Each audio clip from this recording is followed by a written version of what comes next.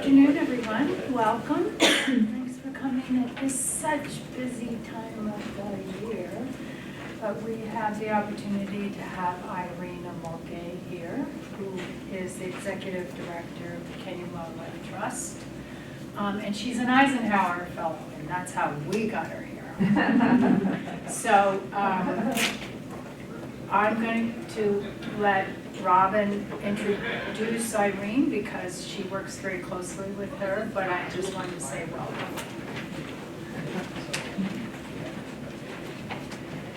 Come on in.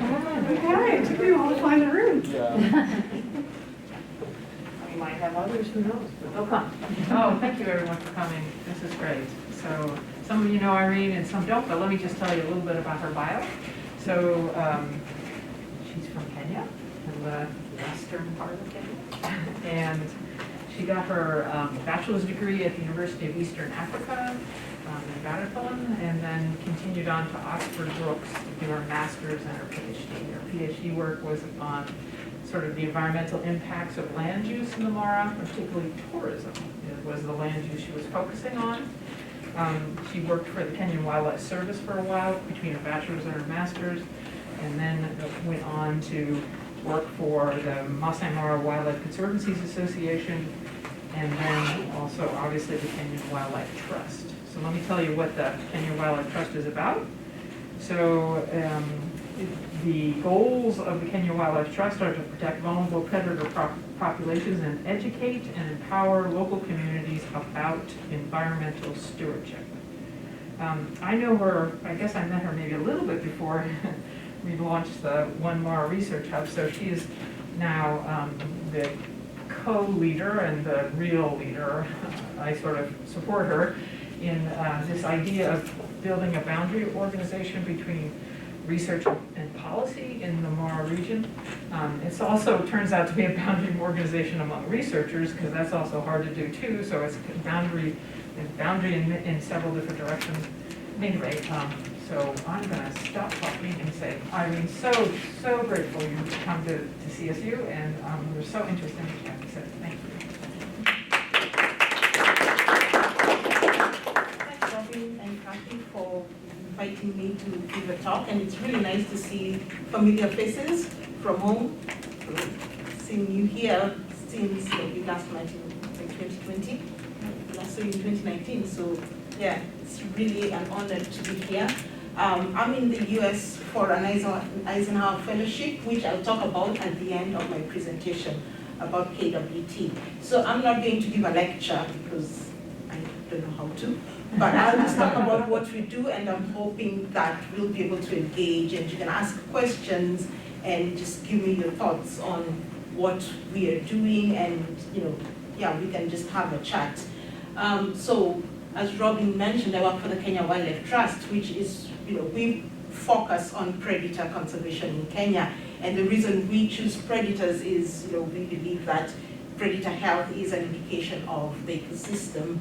And so that is our logo, and I've left it there because it sort of talks about what we do. And that's a lion, I think it's sort of the back of a lion, so that's lion hair.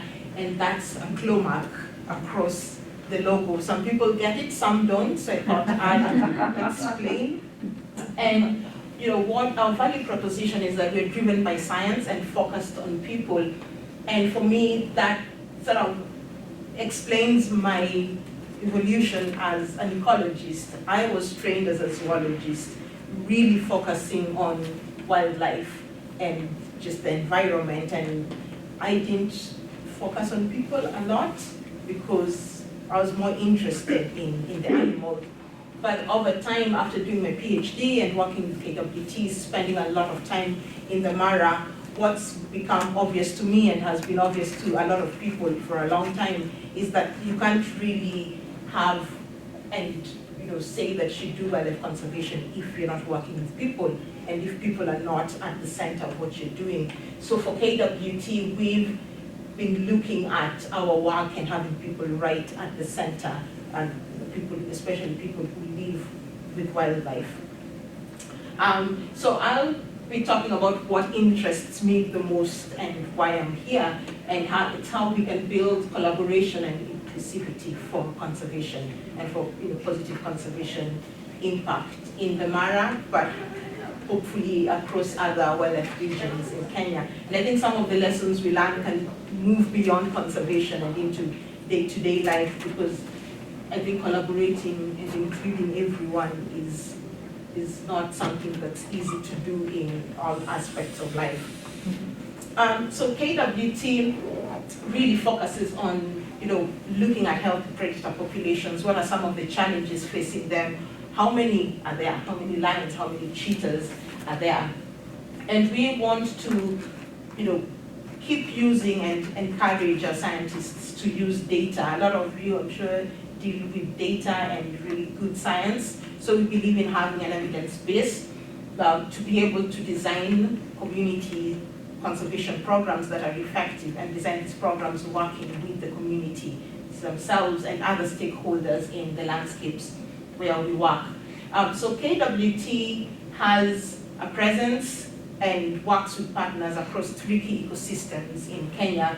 And those are the Greater Mara, Samburu Laikipia, and Amboseli Sam ecosystems. And the reason we do that is because KWT's history is really embedded in tourism. We were set up by tourism operators, and those were the areas they used to go to. But these areas also happen to be the areas in Kenya with the highest wildlife populations. And we have 4 key values that drive us as an organization. I forgot to mention that KWT was set up in 2007, so we are relatively young when you look at conservation in Kenya and in East Africa. But we're really result focused. We want to be able to show the outcome of the work we do. We don't want to do research for research's sake. We work a lot on trust, and it's trust within the organization, with the staff, trust with the donors who support us to do the projects we have, trust with the communities that we work with, but then also trust with the policymakers and state agencies, the county, the government, because without them we're not really able to get things done, and I'll talk about that a bit later. Being transparent and accountable, so accountable for our action, the money we are given, just properly reporting and letting people know what we're doing, and then expertise and knowledge. We want to believe, and we sort of know that we have the best working for us, and rely on their expertise, but also the expertise of our partners, hence the need to collaborate. So, talking about driven by science and focused on people, how do we do that? And we have 4 strategic priorities that are based upon 3 pillars. We call them our 3 Ps. So predators being the cornerstone of what we do, people being at the very, very center, that focus on people, and the only way we can work on predator conservation and work with people is by developing effective partnerships. And so the 4 strategic areas that KWT is focusing on at the moment all fit within these 3 circles.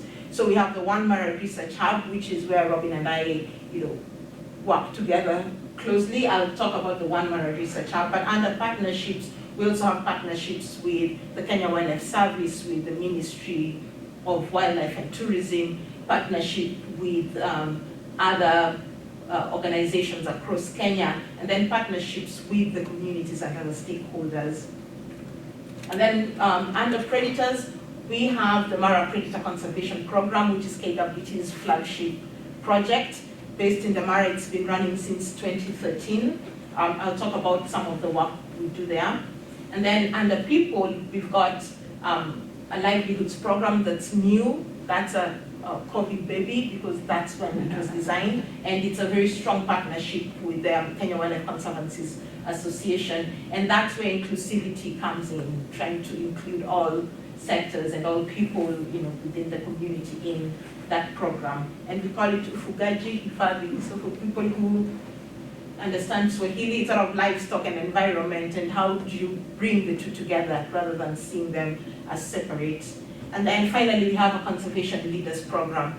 How do we work with the people who live with wildlife to be able to manage wildlife on their own, rather than having, you know, Irene from Nairobi or Robbie from Colorado coming to do it. How do we pass on the skills that we have to the Maasai, to the Samburu, who want to be able to manage wildlife but don't have access to some of the education that they need to be able to do that.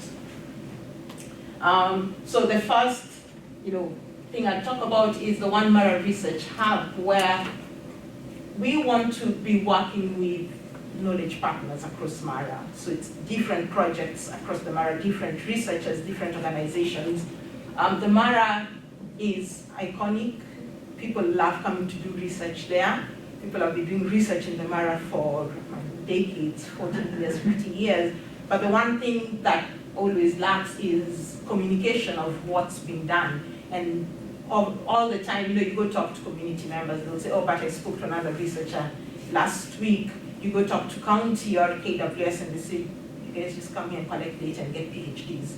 So how do we work with all these partners to make sure that we communicate what is coming out of the Mara, and not just communicating it, but using it to improve the Mara's conservation and, you know, making sure it lasts longer. So we base it on the 5 principles of collective impact. It's a paper that was out of Stanford in 2011, and, you know, it sort of talks about how you can form a collective of stakeholders, of people, to be able to make the most impact, and it's having a common agenda. Our common agenda is that our research is used to develop good policies and good management practices in Mara and across the country.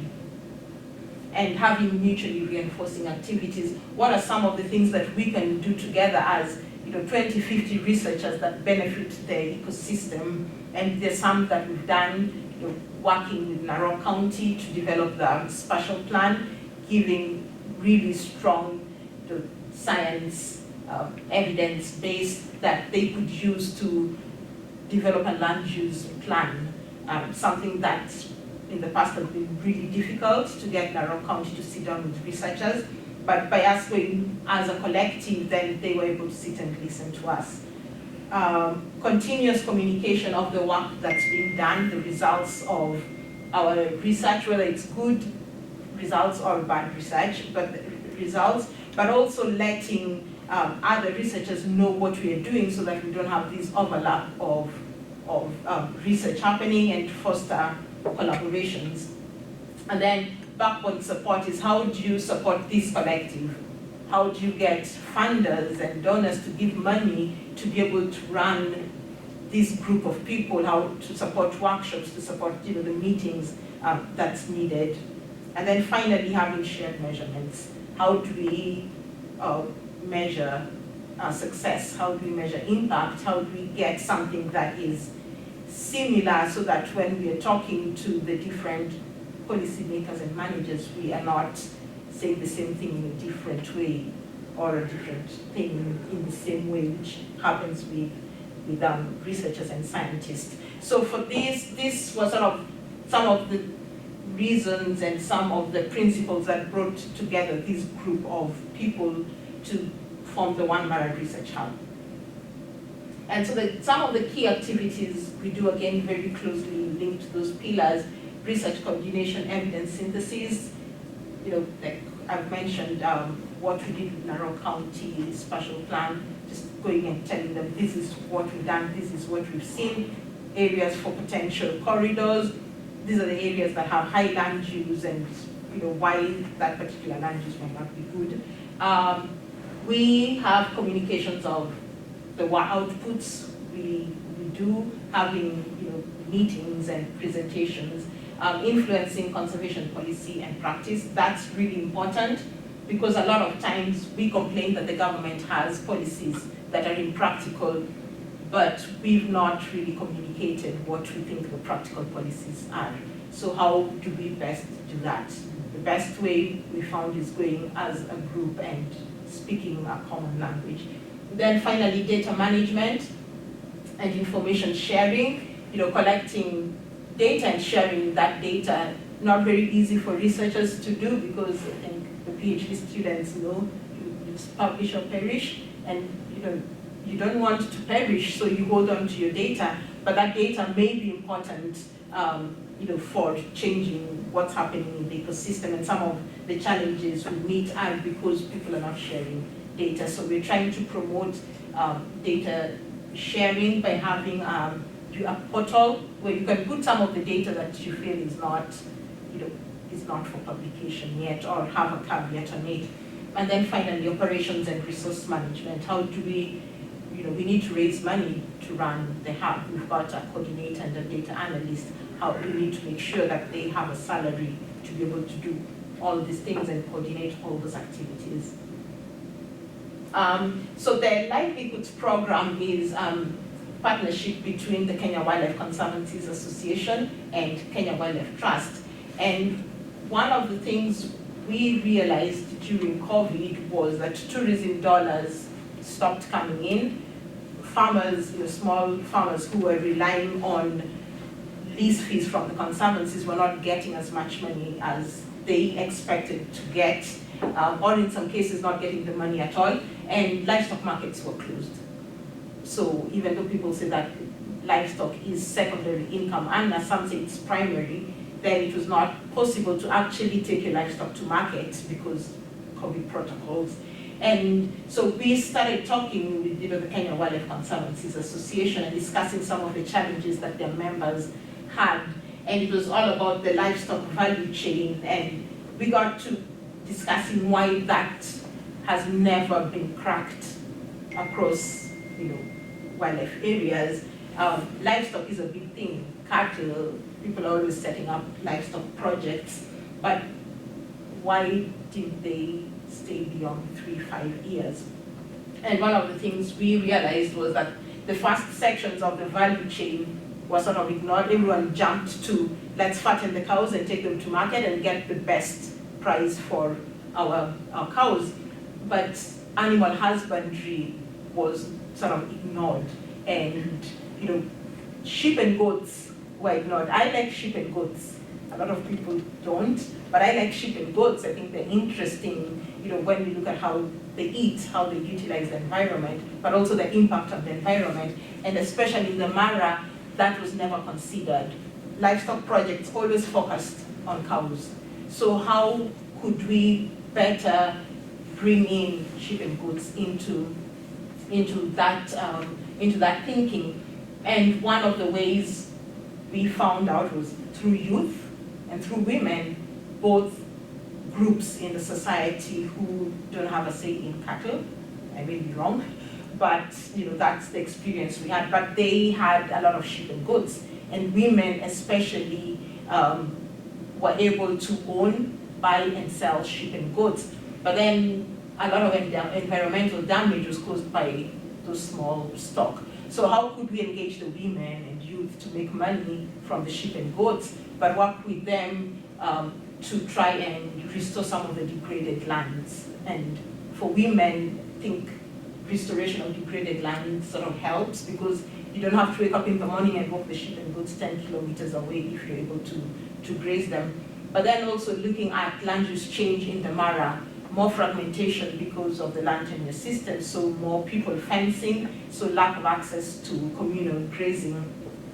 And with the youth who were out looking for jobs, and we spoke to one young man who said he used WhatsApp to buy and sell sheep and goats. So he acted as a broker, and he had a list of all the people he knew who had jobs, and would go around and send photos and say, someone selling 5 sheep, and this is how much he's asking, and he would connect them. And he told us that his best customers were women, one, because they don't bargain, so they'll pay what's asked, they pay on time, and then he said they always sort of offer a prayer afterwards, whereas men would want a huge dump of livestock, they want the lowest price and they didn't pay.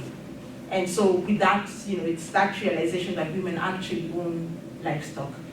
So what we are looking to do is creating a digital platform to allow especially the young people to have access to the existing value chains, but also to allow them to set up their own marketplaces. And we'd like to use the digital platform to also act as a source of information. Disease outbreak, when's the next vaccination program, how to do better animal husbandry, because those are some of the gaps. Asking the farmers to commit to environmental protocols, looking at grazing patterns for sheep and goats. That's something we're still researching because we've got grazing patterns for cattle in the conservancies, but nothing for sheep and goats. And then financial and environmental sustainability. So there's not enough financial literacy amongst young people and women. And then, again, as I've said, focusing a lot more on the role of women and youth in livestock production and really maximizing on that. So we are currently working on a proof of concept, targeting 1,000 households in the Mara, and we hope that, once that's complete and successful, then it can be scaled across wildlife areas in Kenya. That's where KWCA comes in. And so some of our key performance indicators are just improved market access and financial stability, improved livestock management practices. So number 2 is what we're really working on now, trying to talk about livestock disease, how to identify livestock disease and make sure that the livestock is treated in the right way, because people self-medicate their cows, and that causes a lot more problems. Access to vaccination, that again is not really good in the Mara, because by the time you get the vaccine from the nearest town and it comes to Mara, it's 100% more expensive than it was, and so the farmers can't afford it. So what they'll do is they'll vaccinate 1 or 2 animals. They'll vaccinate their favorite bull, and then if you have a herd of 50 cows, 300 sheep, so they don't get vaccinated, and it's all about the price. And then access to animal husbandry information.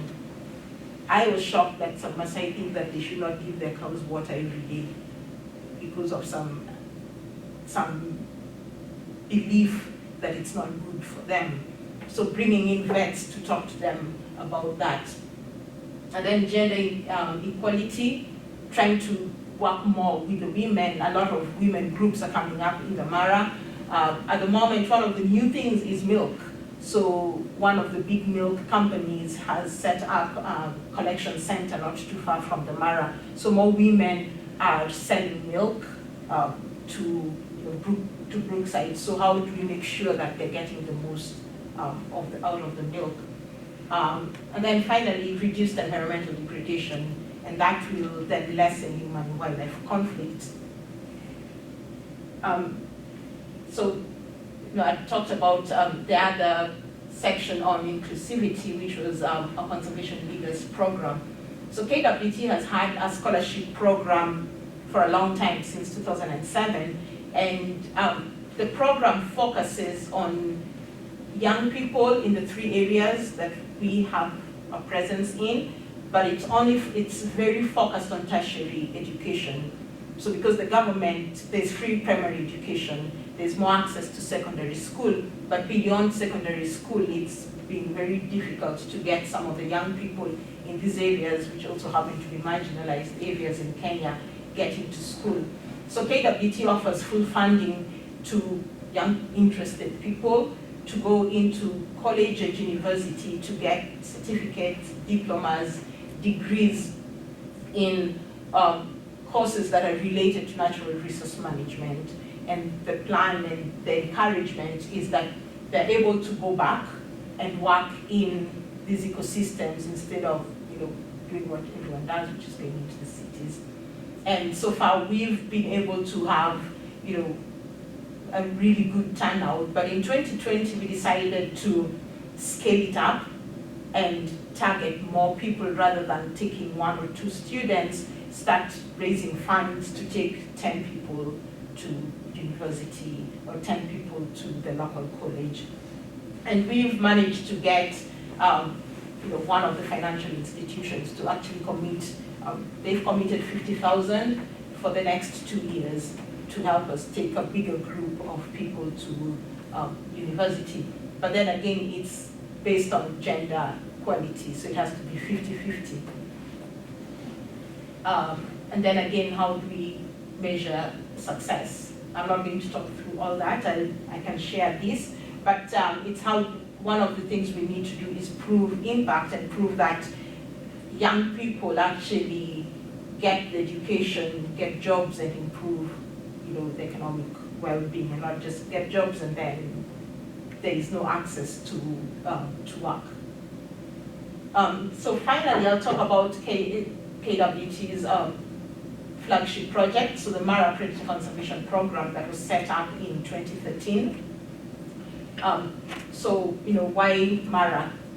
That's a question you get asked. Why did you set up the Mara Predator Conservation Program and not Amboseli or Samburu or Nairobi? And Mara is huge. It's one of the iconic landscapes in Kenya. I think most people who come to Kenya will spend some time in the Mara. We have approximately a quarter of Kenya's total wildlife. The wildebeest migration is what it's best known for. But also when it comes to predators, the Mara has one of the highest numbers of lions in the country, actually I think probably across East Africa. And then the culture and the ability of the Maasai to coexist with wildlife. So again, within MPCP, we focus on people, but it's driven by science, and our 3 pillars still exist within our flagship project. So we carry out research where we monitor the predators. Every year we have a 90-day intensive monitoring where the team drive out and identify lions and cheetahs. We've got collars so that we can understand the use of the space. And then we've got behavioral studies trying to understand predator and prey interactions. And then camera traps. Again, a lot of people use camera traps, trying to understand, what happens, especially at night when we're not able to drive around. And then from the research, we're able to design community outreach programs that are effective. So we have lion ambassadors who are members of the community working within their villages to address conflict in a timely manner. We work on anti-poison campaigns because that's a big thing in the Mara. So they don't shoot or throw arrows at the lions, they poison them. Then work with schools on outreach. We have community films that shot within the village just to try and get perceptions and understand. And then we have community outreach, which is the barazas, where we sit down and talk about what we're doing. And then we try and measure our conservation impact, but we also have very strong partnerships within the Mara. So finally, I'll talk about why I'm in the States. So I'm a new Eisenhower Fellow, and I realize not many people know about the Eisenhower Fellowship. But it was formed in 1953, so it's getting to 70 years. And it was a gift to former President Eisenhower by his friends who wanted to give him something for, to sort of help him promote what he believed was really important, which is a world more peaceful, prosperous, and just. And the fellowship targets mid-career leaders from all sectors across the world, and every fellow has an individual program, something you're interested in doing, and the fellowship will then help you and to provide a platform, provide introductions to people across the US who we can talk to learn, share ideas, and build these projects that we've selected. So far, there are more than 2,500 fellows across the world, so it's 115 countries. We're told that anywhere you go, you could go to Nepal and you'll get an Eisenhower Fellow. Promote professional growth, and it's also a personal challenge for all fellows, coming to the US for 6 weeks, traveling all over, meeting different people, and just sort of understanding. And for me, it's giving me a chance to think about where do I want to be the next 5 years. And then it inspires collaboration across sectors, across different borders. And every year they get about 60 to 70 fellows. So there is an international fellowship section and a local one. So the international fellows come from all over the world to the US and learn from people in the US. Then there is a specific US program that selects fellows from the US and sends them all over the world to also learn and grow their project. So this year I'm part of the 2022 African Fellows program, and we are all focusing on climate change and global warming, but from all different sectors. We have people in oil and gas, there's renewable energy, we have banking and finance, there's somebody who's set up solar taxis in Ghana, someone who's looking at food chain and the cold supply, somebody who's planting trees at a very commercial level and trying to encourage the government in South Africa to do the same. There's a gentleman who's actually he sits on the board of the African Wildlife Foundation, and they're looking to set up a conservation fund. So it's 25 people, 7 African countries, everyone doing really unique, interesting things. And so we've been in the States since 2 weeks and just traveling around, meeting different people. And so Colorado was one of my stops. So my fellowship interests are just what I've talked about, having women and youth being more involved in livestock value chain, improving the economies, but also improving biodiversity. But then interested again what the One World Research Hub does. How do we improve collaboration? How do we better communicate science to a varied group of stakeholders? Yeah, and so that's it from me.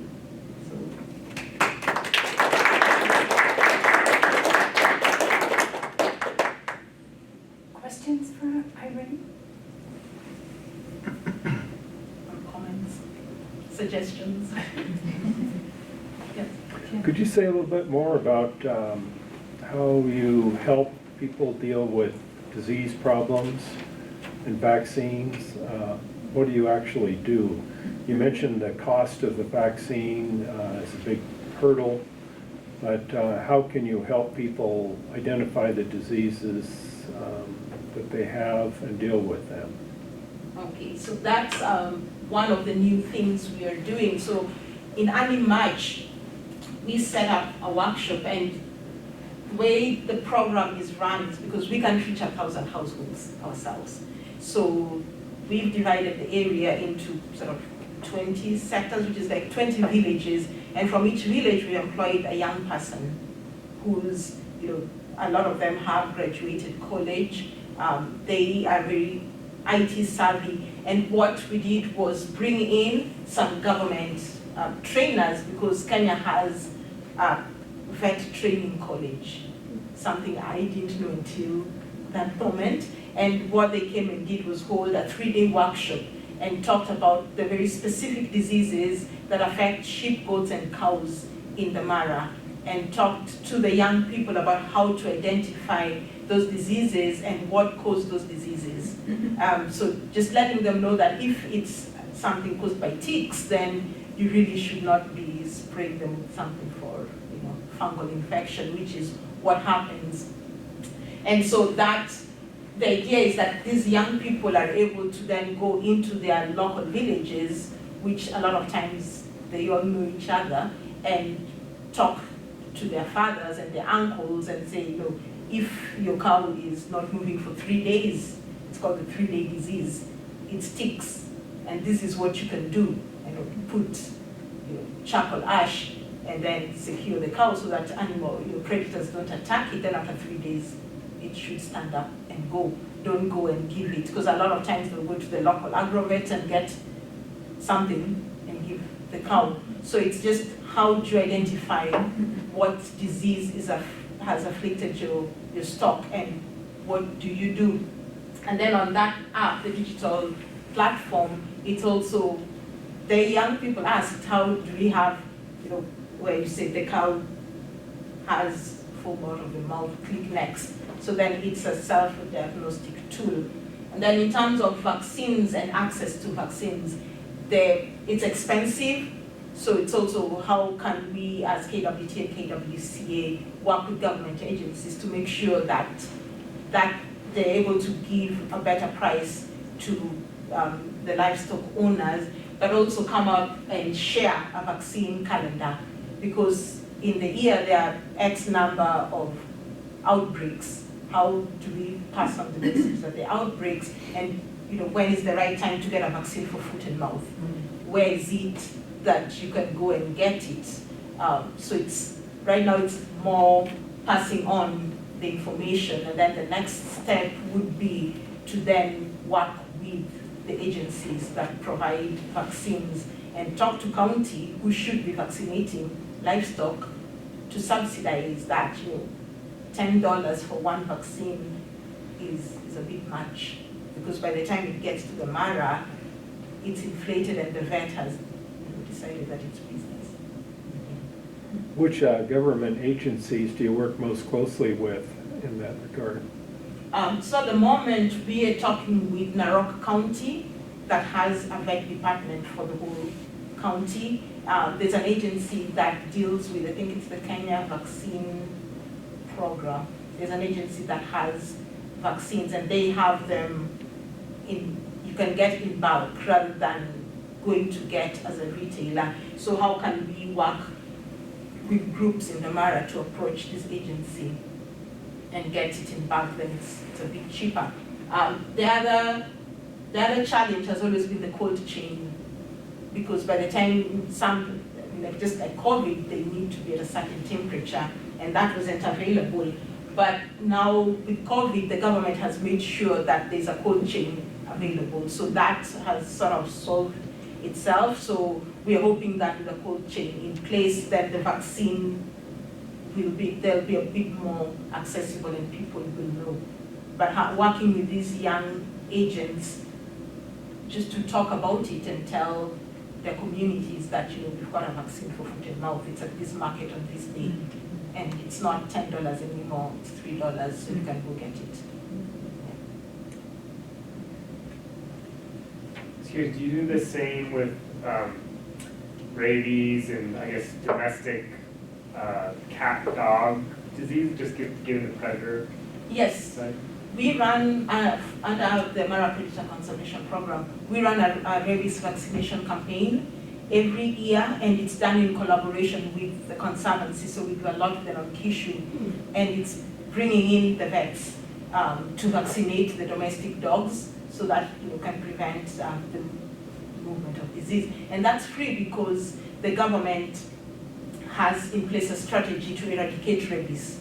So we're able to get rabies vaccines at highly subsidized, and in some cases you can even get it for free, because if you're able to link vaccinating the dogs and biting people, then the government will give you the vaccines. If we go and say it's because we don't want the dogs to pass on disease to wild dogs, maybe not.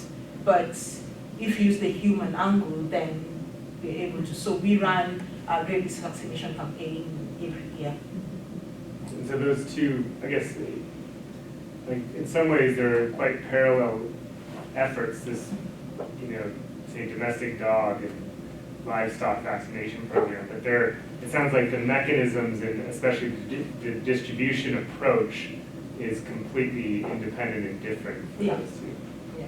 But I think because we are getting really good feedback and interest in the domestic dog vaccine, I think it will be easier to encourage people to vaccinate more of their wildlife, especially vaccinate the sheep and goats. I think vaccinating cattle has never been a problem. The problem is the cost and knowing when to vaccinate them.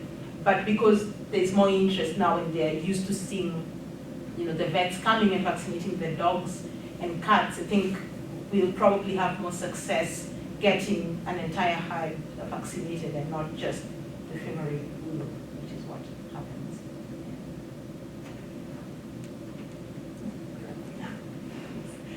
Thanks for being here. I was curious about the main predator-human conflicts here in this part of the U.S. There's a lot of conflict because the predators, like with livestock. Is that what's happening in Kenya as well? Is it the predators interfering with livestock, or are there other conflicts that are I think the main one is livestock.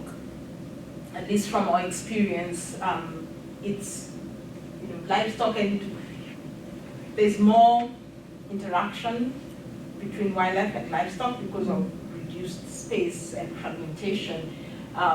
Sometimes the grazing habits change as well. More and more Maasai employing non-Maasai to herd, and that again influences how many livestock get taken. Poorly reinforced bomas or livestock enclosures. Then at night you have hyenas, especially hyenas, breaking in and killing a lot of livestock. Yeah. Then sometimes you have kids being asked during the weekend or holidays to take the cows grazing. 2 6-year-old boys forget, and some will be playing football and then they lose cows. So yeah, there are attacks on humans once in a while, but a lot of it is livestock. And is the data, is the predator data that you all collect, is that available for people to access? Yeah, it depends on, we can give you the numbers. It depends on in what format, what format you want it. Yeah. But I'm all for sharing, so Thank you. yeah. As you're delivering this, in partnerships with ministries and other NGOs, what, from a collaboration standpoint, what's working best for all of you working together? What sort of practices seem to really pay off well? If you tell people that they don't benefit from something, that's something we've been talking about.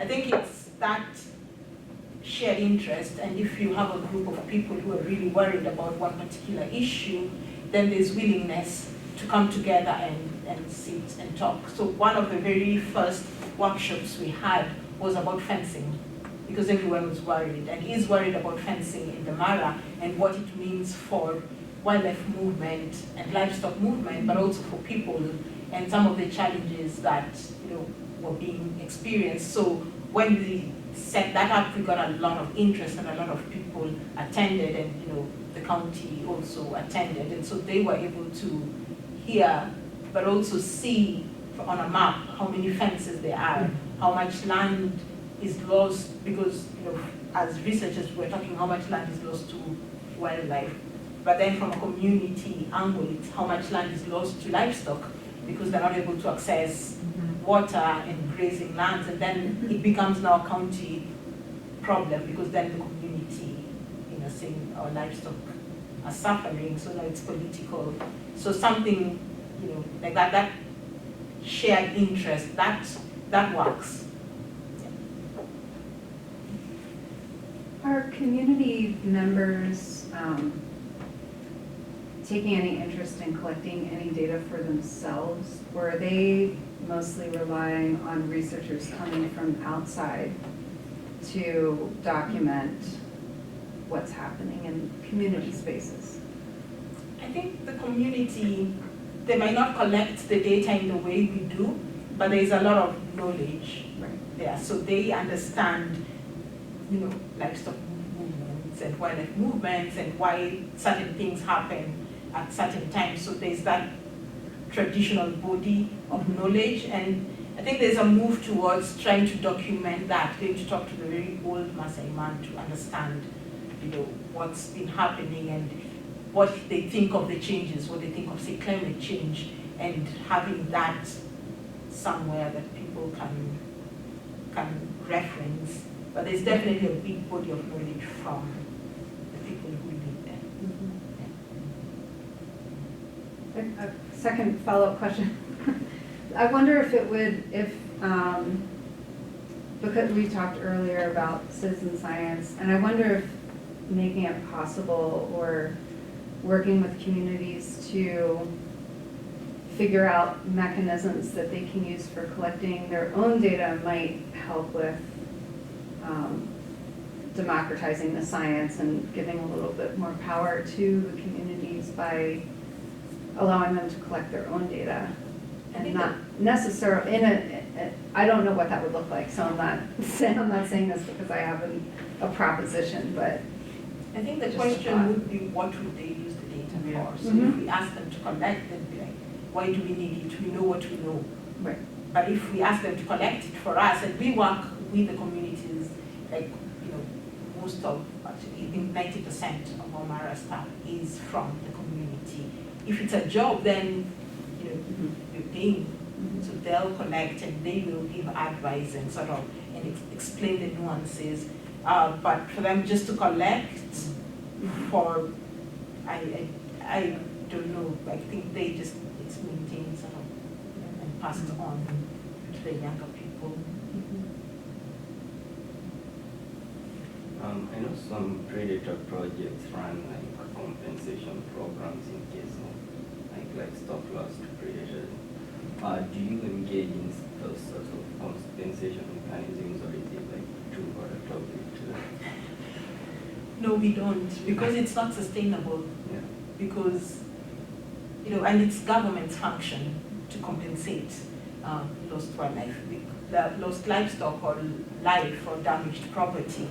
Because, as you know, in Kenya, wildlife belongs to the people of Kenya. It's held in trust for us by the government. So any damage from wildlife should be paid by the government, and I think there is a fund for that. Some people do pay, but as KWT we don't, because we would never be able to sustain it. I don't think it's very sustainable, because you'd be paying money every day.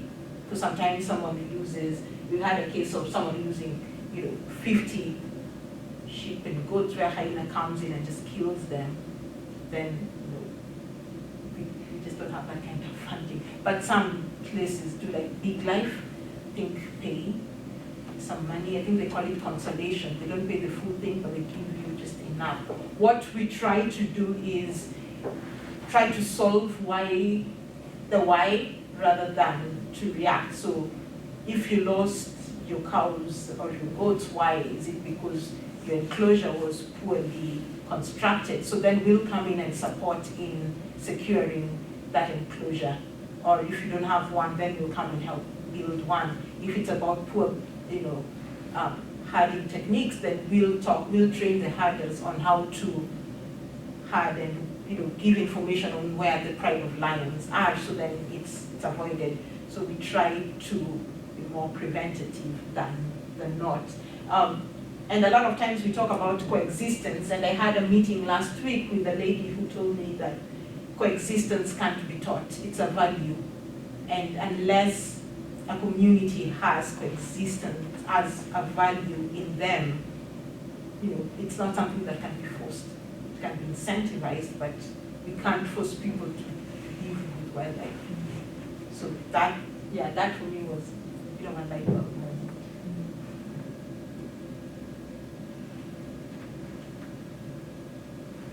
Questions?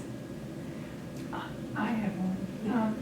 So in the Mar, there's a lot of diversity in conservancies, they're all set up separately from one another and all that. What kind of challenge is that for you in collaborating with communities? Or is it not? It is. I think, as you say, they are all very independent in what they're doing, and their priorities are very different.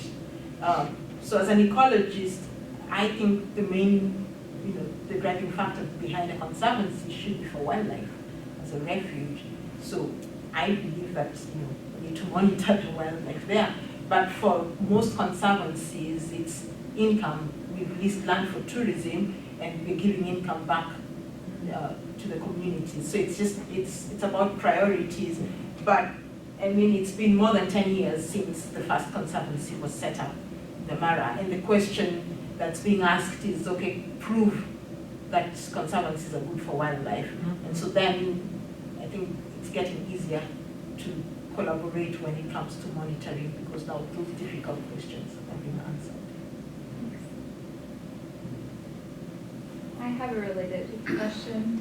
So, as you know, there's been this trend in the data of sheep and goats goats increasing in the Mara, and I know that you talked about working with communities, some on livestock issues, so I was just curious if you know more about what might be happening with policy for sheep and goats in terms of conservancies, or I guess more like bylaws, because I think we're sort of, in my work I've been doing, I've been seeing a lot of sheep and goats inside conservancies, which I know is sort of a political topic, but I wasn't sure if you know if this is like still something that conservancies are talking about, because they tend to have a lot of grazing plans for cattle, but it seems to be separate from what's happening with sheep and goats.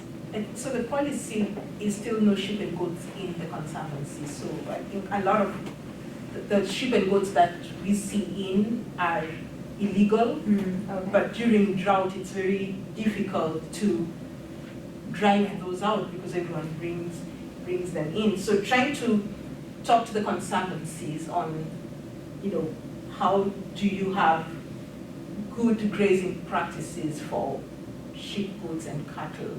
That's not easy, but our targets are people outside the conservancy. So what we want to do is start at a household level. How do you manage your own sheep and goats? Because if we don't, as you say, there's going to be more incursions into the conservancies, and right now a lot of overgrazing around the conservancy. So there is that risk of them becoming islands. Yeah. But I think the conservancies are still very adamant that they don't want sheep and goats. I think it's just proving that it's all about management rather than exclusion. Right. I think you mentioned global climate change as something you were working with or thinking about. And so I'm wondering what the awareness is. I understand there's a big problem with the Mara River, for instance, in the future that's coming up.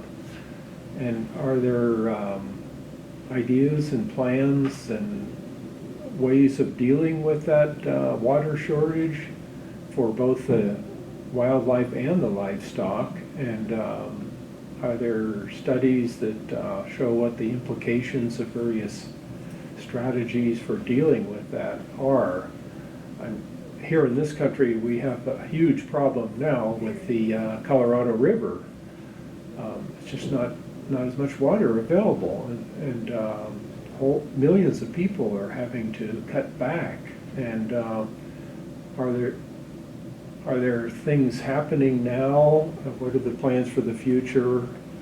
And how much concern and awareness is there in the communities and the conservancies?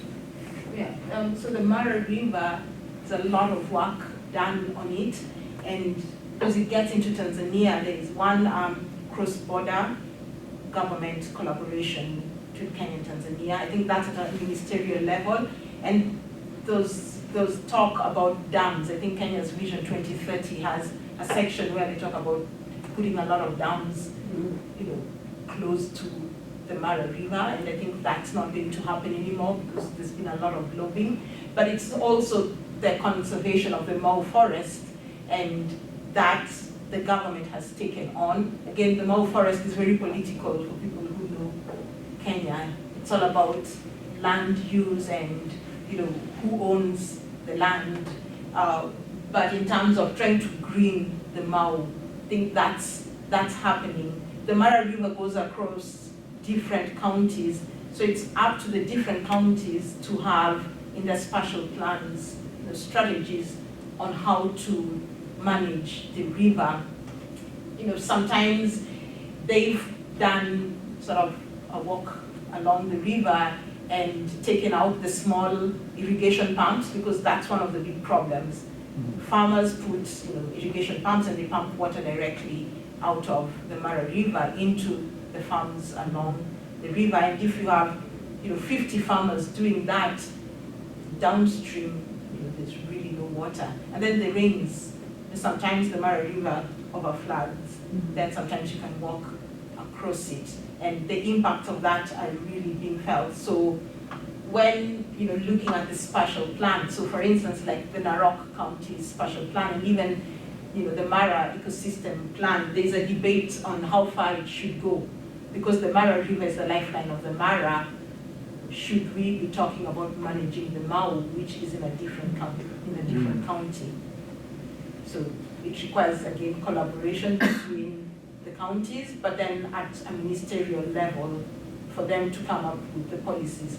For one, I know the dams, some of them are not going to happen because that is a big concern. Then the Tanzanians are also making a lot of noise and applying pressure. So what is the role of KWT in all of that? Do you have a particular role or something you're trying to help accomplish with regard to global climate change? Is it kind of a matter of facilitating communication? Are you doing other things too? So, with the One Mara Research Hub, bringing together all these researchers doing work, also sharing our data and our findings and presenting this to the relevant people, using our networks to make sure some of this information gets up to ministry, so the connections we have at the ministerial level, and having roundtables so that the Ministry of Environment has a monthly roundtable with the private sector. So a lot the members of people in the Mara, the tourism partners who are members of the Kenya Private Sector Alliance, and that's a door they can facilitate for us to go to the ministry and present data. The most recent has been showing that data to Narok County. WWF South Africa did climate model just showing what would happen in the Mara, in 25 years, and I think they did it up to 50 years. So modeling if rains, we kept getting rains in the same erratic fashion, this is what would happen to the Mara. This is how green it would be, how red it would be, and if the Mara River stopped flowing, this is what would happen. So having those kind of predictive models and showing those to policymakers has been useful. It's better than giving them a published paper because they won't read, but showing them a map and saying in 2050, this is how the Mara would look, sort of hits home. Yeah. Thank you. Other questions? Okay, please join me in thanking Irene.